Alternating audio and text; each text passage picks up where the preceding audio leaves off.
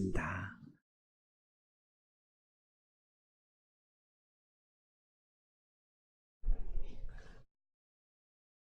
이번 학기에도 우리에게 아주 최고의 은혜로운 찬양을 우리 해주실 텐데요. 우리 성가대 하시는 친구들 오늘 우리 갔어요? 우리 씩씩한 자퇴했나요? 다 아마 사정이 있어서 좀 많이 못 나오셨는데 우리가 듣기에는 뭐 여러 명이 하나 요인원이 하나 다 똑같은 것 같아요. 그죠? 예. 너무너무 은혜로운 찬양 감사한데 한 학기 동안 수고 많이 해주세요. 우리 함께 격려의 박수, 감사의 박수. 또 우리 멀리에 와서 여러 가지 수고 많이 하고 있는 우리 외국인 유학생들 오늘도 또 이렇게 접근에 참석하셨고 오늘 특별히 이따가 헌금송을 하시죠. 한국어로 하나요? 영어로 하나요? 한국어로요? 한국어로 이따가 우리에게 동원송을 해 주신다고 하는데요. 우리 함께 격려의 박수 하겠습니다. 개강 체프를 드릴 때가 가장 이렇게 불안해요. 개별적으로 여러분에게 연락을 드릴 방법이 전혀 없기 때문에 여러분 전화번호를 알면 문자라도 드리는데 없기 때문에 개강을 했는데 여러분들이 체프에 오실까?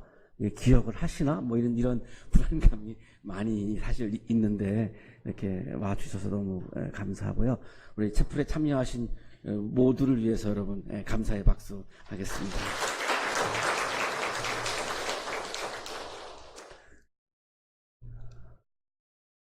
안 넘어가는데요. 서영은님은 카톨릭 대학교에서 생물학을 전공한 재즈 보컬리스트입니다. 8집을 내면서 과감하게 자기 앨범에다가 CCM을 넣을 정도로 굉장히 아주 독실한 그런 크리스찬 가수이기도 하고요. 아주 유명한 노래가 혼자가 아닌 나라고 하는 그런 노래인데요. 이렇게 되어 있습니다. 이제 다시 울지 않겠어. 더는 슬퍼하지 않아. 다시는 외로움의 슬픔에 난 흔들리지 않겠어. 인생을 돌아보니까 울었던 시간이 많은 거죠. 남몰래 눈물을 흘리던 시간들이 너무나 많았던 것입니다. 아마 여러분도 그랬을 것 같은데요. 대학에 입학한 이후에 사실 돌아보면 사는 게 너무 힘이 들어서 울었던 시간들이 여러분에게도 굉장히 많았을 것입니다. 자, 그런데 이제 울지 않겠다는 겁니다. 왜 갑자기 이렇게 변하고 있을까요?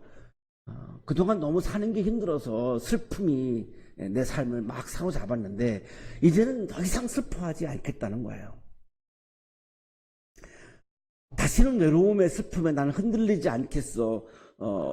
내 옆에 아무도 없어서 혼자일 때 외롭죠? 많이 외로웠죠. 여러분 돌아보면 많이 외로웠어요. 내 옆에 아무도 없으니까요. 그 외로움이 찾아오면 또한 슬픔이 밀려오고 그리고 내 존재 자체가 막 흔들려서 내가 뭔가를 하려고 하던 이런 의욕들도 사라지게 되고 그냥 내 삶 전체가 흔들려 버리는 것. 그걸 여러분이 아마 많이 경험을 하셨을 것 같은데요. 지금 이 노래의 주인공도 우리와 똑같습니다. 그런데 이제는 울지 않고 슬퍼하지 않고 외로워하지 않고 흔들리지 않겠다는 거죠. 더는 약해지지 않을게. 내가 그동안 너무나 연약해서 슬픔에 힘든 일들에 그냥 내가 매몰되어서 울고 나약한 모습을 보이면서 내가 살아왔는데 난 이제 더 이상 약해지지 않을 거야. 많이 아파도 웃을 거야? 아픔이 오겠죠? 이번 학기 새 학기가 왔는데 새 학기라고 해서 여러분에게 아픔이 안 오겠습니까? 수많은 상처와 아픔들이 여러분을 기다리고 있는데 아파도 이제는 웃을 거야. 울지 않고 웃을 거야. 그런 내가 더 슬퍼 보여도 날 위로하지 마. 더 이상 나를 나약하게 바라보면서 내 주변에 있는 친구들 나를 이제 더 이상 위로하지 마. 위로 안 받아도 돼. 가끔 나 욕심이 많아서 울어야 했는지 몰라. 내가 그동안 슬펐던 것은 나약했던 것은 그리고 내가 힘들었던 것은 내 존재가 흔들렸던 것은 내가 욕심이 많아서 그랬어. 내가 바라는 게 너무나 많다 보니까, 내가 욕망이 많다 보니까, 내가 욕심이 많다 보니까 늘 내가 힘들었고 슬프고 나는 연약해질 수밖에 없었어. 행복은 늘 멀리 있을 때 커 보이는 걸. 그런데 그 욕심을 내려놓고 나니까 행복이 보이기 시작했는데 그 행복은 굉장히 큰 행복이었어. 그 나의 바램을, 나의 욕망을 내려놓는 순간 드디어 나에게는 행복이 찾아오기 시작했어. 힘이 들 때는 하늘을 봐. 사는 것 자체가 우리가 힘이 든 건데요. 이번 학기, 새 학기에도 여러분이 많은 힘든 일들을 겪어야 하는데, 전에는 힘이 들면 울고, 전에는 힘이 들면 절망하고 포기하고 주저앉고 세상을 원망하고 그랬는데, 자, 이제는 힘이 들면 나는 바깥에 나가서 하늘을 볼 거야. 그 하늘을 보고 있으면, 하늘을 보면 내가 혼자가 아니라고 하는 것을 알 수 있기 때문이야. 비가 와도 모진 바람 불어도 비가 오겠죠? 이번 학기 여러분에게 많은 비가 쏟아질 것입니다. 모진 바람이 여러분에게 불어올 것입니다. 비가 오지 않게 해달라고, 바람 불지 않게 해달라고 기도하는 것은 미신이지 그건 신앙이 아닙니다. 불어옵니다. 아무리 여러분이 기도를 해도 옵니다. 자, 그런데 비가 그치고 바람이 그치고 반드시 햇살이 비추어 온다는 것입니다. 이것이 믿음이죠. 한 학기 내내 여러분에게 비만 오고 바람만 불어오지 않습니다. 반드시 비가 그치고 바람이 불어오고 따뜻한 햇살이 여러분을 분명히 비춰오죠. 그때 그 햇살을 받으며 아, 내가 혼자가 아니다라고 하는 것을 우리는 경험할 수 있다는 것이죠. 눈물나게 아픈 날에는 눈물나게 아픈 날들이 여러분을 기다리고 있죠. 이 학기 동안 눈물나게 아픈 날들, 이 아픈 날들이 여러분을 기다리고 있는데요. 전에는 눈물나게 아픈 날이 찾아오면 울고 연약해지고 절망하고 포기하고 이랬는데, 자, 이제는 이 새 학기의 때는 눈물나게 아픈 날이 찾아오면 크게 소리 지를 거야. 크게 노래 부를 거야. 소리를 질러봐. 내게 오려던 연약한 슬픔이 또 달아날 수 있게. 눈물나게 아픈 날이 찾아왔을 때 내가 주저앉지 않고 절망하지 않고 크게 소리를 지르면 그 큰 소리 때문에 나를 찾아오려고 했던 슬픔들이 아마 도망치고 말 거야. 슬픔은 찾아오는데 그 슬픔을 내가 나를 떠나가게 만들 거야. 어떻게? 하늘을 바라보면서 크게 소리를 질러서 그 슬픔이 나를 떠나가게 할 거야.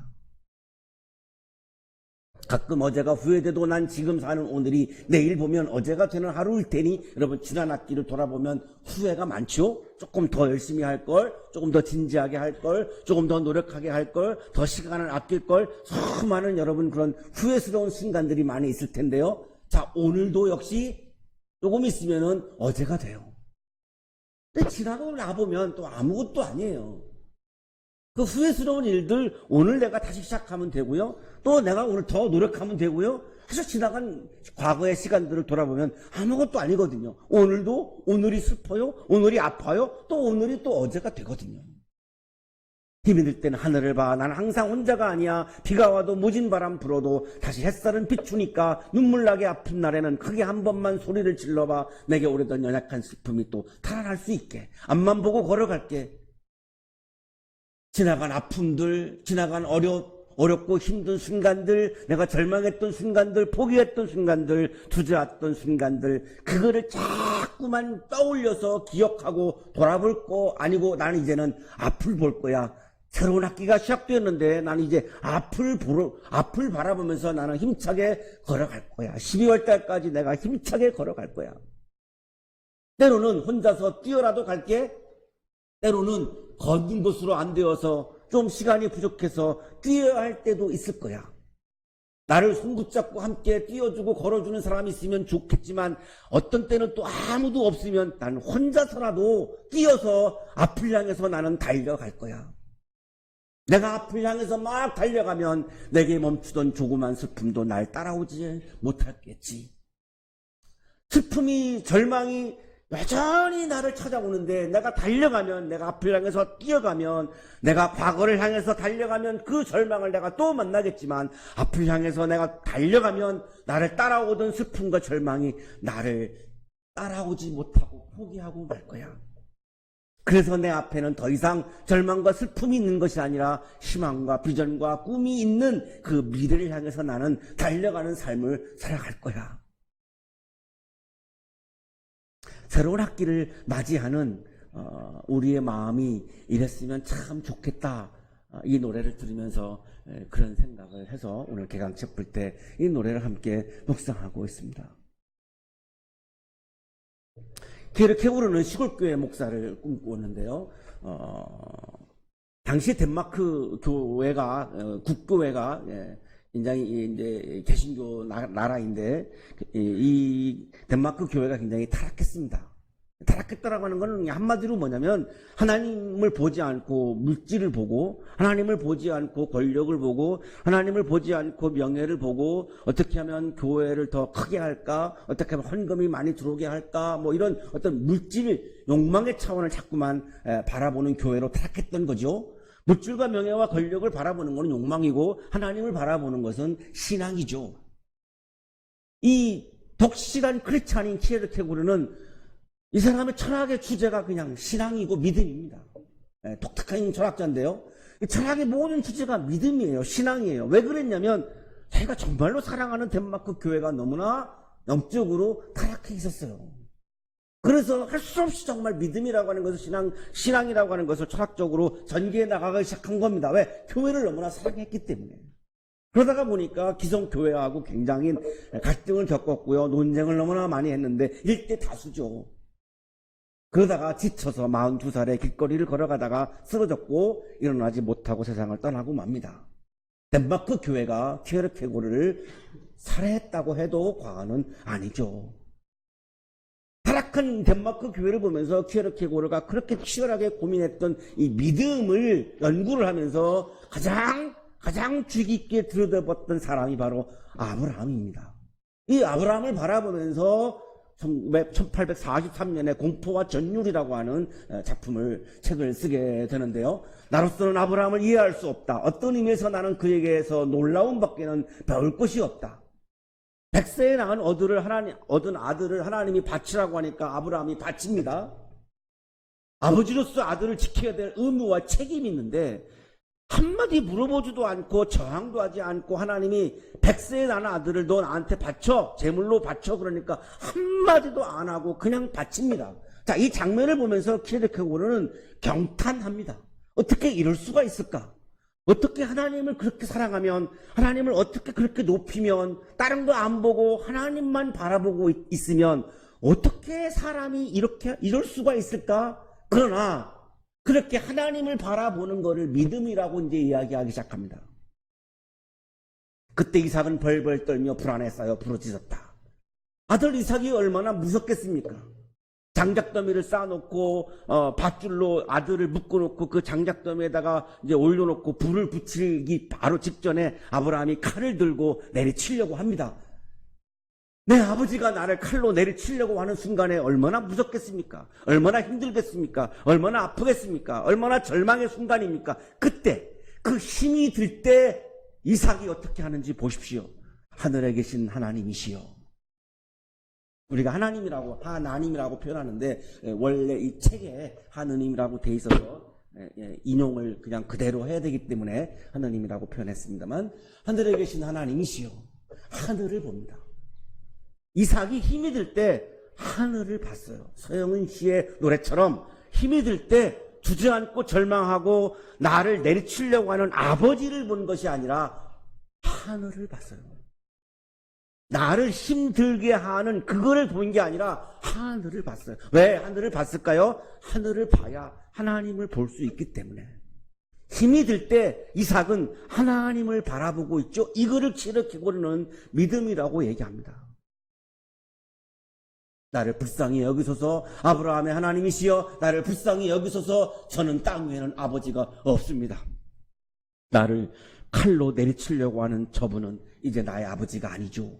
어떻게 아버지가 자기가 복받겠다고 아들을 제물로 바치고 나를 죽이려고 합니까? 저분은 나의 아버지가 아닙니다. 나 이제 아버지가 없으니 하나님이 나의 아버지가 되어 주십시오. 하나님이 나의 아버지가 되어 주십시오.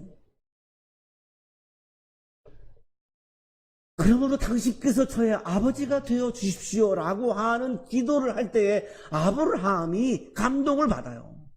그러나 아브라함은 조용히 혼자서 중얼거렸다. 아버지 입장에서 보면은 내 아들이, 당신은 내 아버지가 아니야 라고 하는 순간이니까 굉장히 모멸스러울 수 있습니다. 굉장히 힘들 수 있습니다. 아니, 힘들죠. 그 힘들 때 아브라함이 어떻게 하는지 보십시오. 하늘에 계신 주여. 아브라함도 힘이 들 때 하늘을 봐요. 저는 당신에게 감사드립니다.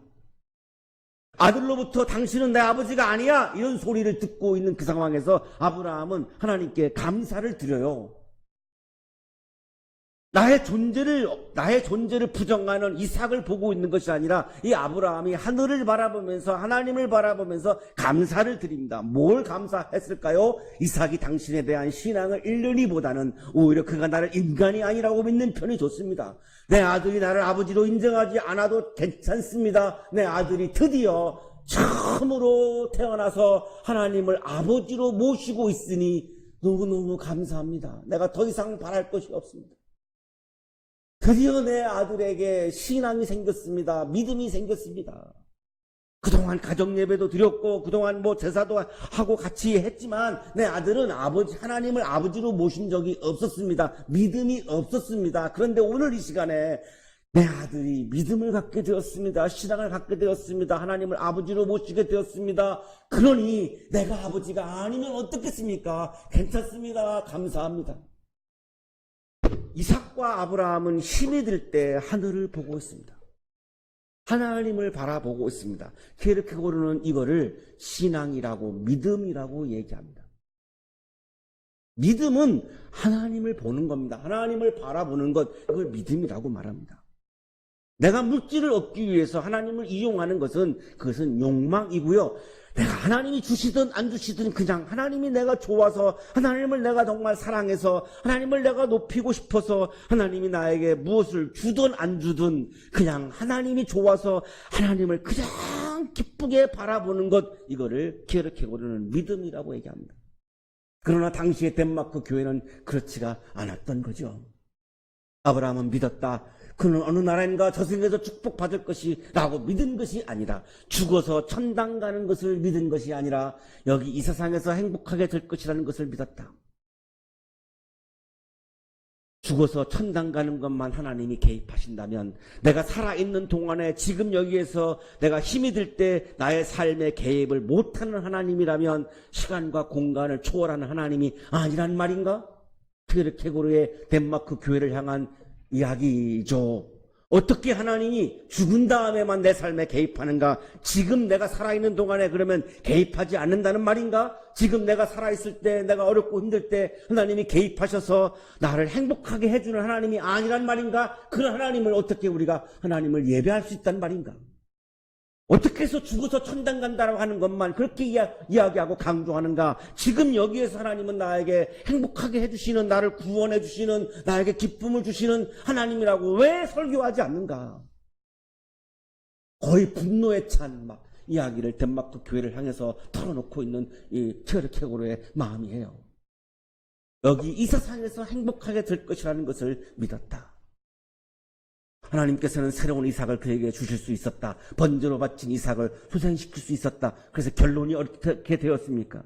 지금 여기에 상황에 하나님은 개입하셔서 아브라함을 살리시고, 믿음이 없었던 이삭을 믿음이 있는 이삭으로 거듭나게 하셔서 새로운 존재를, 뉴 비잉을 아브라함에게 다시 선물로 주십니다. 이게 지금 여기의 삶의 상황에 개입하고 있는 하나님의 역사이죠. 케르케고르는 이것을 믿는 게 믿음이라고, 신앙이라고 얘기했던 거죠. 이번 학기 살아가시는 동안 어떻게 얼마나 많은 힘든 일들이 여러분을 기다리고 있습니까? 눈물나게 아픈 일들이 여러분을 기다리고 있겠습니까? 그때 여러분 하나님 저 죽어서 천당 가게 해주세요라고 기도하시겠습니까? 그렇게 힘이 들 때마다 하늘을 바라보면서, 하나님을 바라보면서 크게 소리치시죠. 크게 노래 부르시죠. 하나님, 나를 구원해 주십시오. 나를 치유해 주십시오. 내가 이것을 이길 수 있도록 나에게 힘을 주십시오. 이렇게 기도해야 되지 않겠습니까? 그 그래야 내가 이 아픈 순간들을 이길 수 있지. 죽어서 천당 간다면 여러분 다 자살하시겠습니까? 하나님께서는 새로운 이삭을 그에게 주실 수 있었다. 번제로 바친 이삭을 소생시킬 수 있었다. 여기에서 아브라함은 두렵고 떨리는 마음으로 하나님을 사랑하죠. 하나님이 나에게 이렇게 엄청난 사건을 나에게 허락해 주시는 그 하나님 앞에서 하나님을 향해서 아브라함은 두렵고 떨렸습니다. 설레었습니다. 하나님이 너무너무 좋았습니다. 이거를 캐르케 고르는 믿음이라고 얘기를 합니다. 예수님은 30대 초반을 살았던 33살, 30세에서 33세까지 살았던 30즈음을 살았던 청년 예수였습니다. 30즈음이라고 하는 단어를 제가 자꾸 쓰는 이유는 이 김광석이라고 하는 가수를 제가 좋아해서 김광석님의 노래 중에 30즈음에가 자꾸 생각나서 이 표현을 자꾸만 쓰게 되는데요. 청년 예수는 참 힘들었습니다. 우리보다 더 힘들었습니다. 당시에 정치적으로는 로마의 식민지였기 때문에 노예였습니다. 자유가 없었죠. 종교적으로는 유대 종교 지도자들, 사두개파, 바리새파, 제사장들, 율법학자들 이들이 종교 권력을 가지고 이스라엘을 지배했습니다. 일반 사람들은 예루살렘 성전에 가서 하나님을 만날 수 없었습니다. 제사장들과 율법학자들을 만난 거지 그들의 그 종교 권력 앞에 그렇게 억눌리면서 고통을 당했던 거지 거기서 하나님을 만나면서 자유를 만끽하고 기쁨을 느끼고 행복을 느낀 적이 없었습니다. 그거를 바라보고 있던 청년 예수는 종교적으로도 신앙적으로도 많이 힘이 들었던 겁니다. 이스라엘은 로마의 나라였고 이스라엘은 이스라엘 종교 지도자들의 나라였지 하나님이 다스리시는 하나님이 통치하시는 하나님이 개입하시는 하나님의 나라가 아니었던 거죠. 그래서 청년 예수는 그 아픔을 가지고 하나님 나라를 선포합니다. 마태복음 4장 17절 예수님의 청년 예수의 첫 설교입니다. 그때부터 예수께서는 회개하여라 하늘나라가 가까이 왔다 하고 선포하기 시작했다. 예수님의 첫 설교를 보십시오. 하늘나라가 가까이 왔다. 죽어서 천당 간다라고 설교하신 것이 아니라 하늘나라가 지금 여기에 가까이 왔다. Anglican has come 이라고 설교합니다. 로마의 나라가 아닌 이스라엘 종교 지도자들의 나라가 아닌 하나님이 다스리시는 하나님의 나라가 그래서 우리에게 자유가 있는 기쁨이 있는 행복이 있는 영생이 있는 구원이 있는 그 하나님 나라가 지금 여기에 가까이 왔다라고 설교합니다. 그 로마의 나라에서 유대 종교 지도자들의 나라에서 너무나 예수님의 마음은 아팠던 거죠. 헬라어 성서에 하늘나라라고 하는 단어는 바실레이아 톤 오우라논이라고 되어 있는데요. 성서학자 레드는 이 하늘나라는 하나님 나라와 같은 말이라고 설명합니다. 마가복음에서는 거의 하나님 나라라고 나오고 마태복음에서는 하늘나라라고 나옵니다. 그 이유는 유대인들은 하나님이라고 하는 명칭을 직접 쓰지 않았습니다. 불경하다고 생각해서. 하나님이라고 하는 용어를 대신 쓰지요. 그것이 이제 주님이라고 하는 단어도 있는 것이고요. 그 중에 또 하나가 뭐냐면 하늘이라고 하는 단어를 썼습니다. 그래서 하나님 나라를 하나님 나라라고 말하지 않고 하늘나라라고 말하고 있는 거죠. 하나님 나라와 같은 의미입니다. 인용하겠습니다. 하늘나라는 셈조고 형태이고 하나님 나라는 동일한 문구의 헬라어 형태이다. 마태는 하나님에 대한 경외심의 발로로 가능한 그 성호보다는 다른 표현을 사용했던 유대인 신자들에게 복음서를 썼기 때문에 원래의 문구인 하늘나라 즉 천국으로 표기한 것이다. 천국이라고 하는 단어는 하나님 나라라고 하는 말과 같은 말인데 유대인들이 하나님이라고 하는 용어를 안 썼기 때문에 유대인들을 겨냥한 복음서인 마태복음에서는 하늘나라라고 지금 대체하고 있다라고 하는 그런 설명입니다. 하늘나라가 가까이 왔다라고 하는 예수님의 첫 설교는 하나님 나라가 여기에 가까이 왔다라고 하는 설교이죠. 청년 예수가 로마의 나라에서 유대 종교 지도자들의 나라에서 하나님 나라를 선포했습니다. 그랬더니 로마의 황제가 발끈한 거죠. 이 세계는 나의 나라인데 로마의 나라인데 로마 황제의 나라인데 하나님 나라라고? 그건 역적이지 라고 해서 대노를 합니다. 예수님, 청년 예수가 하나님 나라를 선포하니까 유대 종교 지도자들이 이 이스라엘은 우리들이 다 사법행정, 입법 세 가지 권한을 다 가지고 있는 우리의 나라인데, 유대 종교 지도자들의 나라인데, 유대 나라는, 이스라엘 나라는 유대교가 국교인 종교 국가입니다. 그렇기 때문에 종교 지도자들이 가장 많은 입법, 사법행정 권한을 다 독차지하고 있는 거죠. 그런데 거기다가 청년 예수가 나타나가지고 하나님 나라라고 얘기하니까 역적이죠. 그래서 로마와 유대 종교 지도자가 결탁해서 예수를 죽이려고 듭니다. 그러니 예수가 얼마나 힘이 들었겠습니까? 낭떠러지에서 막 밀으려고 그랬고요. 호시탐탐 계속해서 딴지 걸고 태클 걸고, 예수님이 무슨 말씀만 하면 꼬투리 잡아서 죽이려고, 사형을 시키려고 수많은 눈들이 예수님을 감시했습니다. 얼마나 힘들었겠습니다. 그때 힘이 들었을 때 예수님이 어떻게 했을까요? 포기하고 절망하고 슬퍼하고 눈물 흘렸을까요? 자, 오늘 성서 본문이 그거를 분명히 보여주고 있는데요. 힘이 들 때 청년 예수는 포기하고 절망하고 나약한 모습을 보신 것이 아니라 하늘을 보셨습니다. 하늘에 계신 우리 아버지, 그 이름을 거룩하게 하여 주시며 분명히 하늘을 보고 있죠. 힘이 들 땐 하늘을 봐라고 노래하고 있는 서영은님의 노래의 가사처럼 힘이 들었던 예수는, 청년 예수는 하늘을 보죠. 하늘을 보면서 아버지 하나님을 봐요. 하나님을 보면서 이렇게 기도합니다. 힘이 들 때 이렇게 소리 지릅니다. 이렇게 외칩니다. 이렇게 노래합니다. 이렇게 기도합니다. 하나님의 이름을 거룩하게 하여 주십시오. 내 이름이 드러나게 해달라고 기도하지 않고 아버지의 이름이, 하나님의 이름이 드러나게 해달라고 기도합니다. 거룩하다라고 하는 단어는 하기아스 네토, 신성시하다, 숭배하다라고 하는 의미인데요. 하나님의 나라는 내가 높임을 받는 나라가 아니라 하나님이 높임을 받는 나라입니다. 내가 나를 높이려고 하면 힘이 든 겁니다. 내가 영광 받으려고 하면 이제 내가 힘이 들어지는 겁니다. 마음에 평안이 없습니다. 안식이 없습니다. 기쁨이 없습니다. 계속한 욕구 불만에 차서 힘이 들 수밖에 없습니다. 그래서 청년 예수는 나를 높게 해달라고 기도한 것이 아니라 하나님을 높이게 해달라고 기도하죠.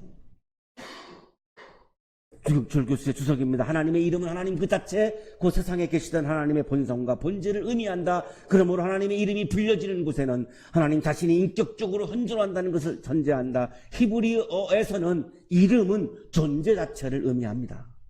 하나님의 이름이 높게 해달라고 하는 이 예수님의 기도는 하나님의 존재가 높게 해달라고 하는 기도이죠. 내 존재가 높게 해달라고 하는 그런 욕망이 아니라 하나님의 존재가 높게 해달라고 기도합니다. 그 존재가 가지고 있는 이름, 마음, 뜻, 이미지, 이런 것들이 거룩히 여기게 해달라고, 높임을 받게 해달라고 기도하죠.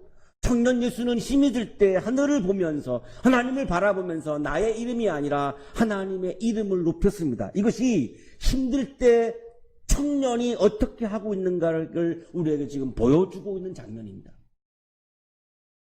그 나라를 오게 하여 주시며, 하나님의 이름이 거룩히 여김을 받는 나라가 하나님의 나라죠. 그 하나님의 나라를 내가 죽어서 가게 해달라고 기도한 것이 아니라 그 하나님의 나라가 지금 여기에 오게 하여 주십시오. 이렇게 기도하죠.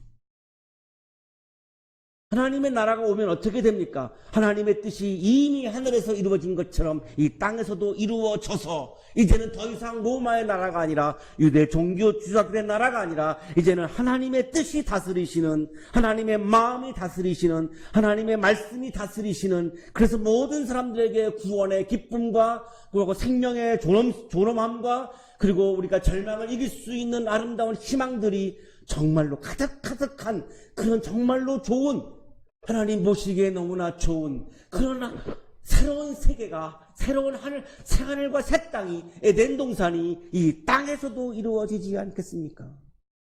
그런 나라에서 내가 살아갈 수 있도록 하나님의 뜻이 땅에서도 이루어지는 하나님의 나라가 오게 하여 주십시오. 이렇게 기도하죠.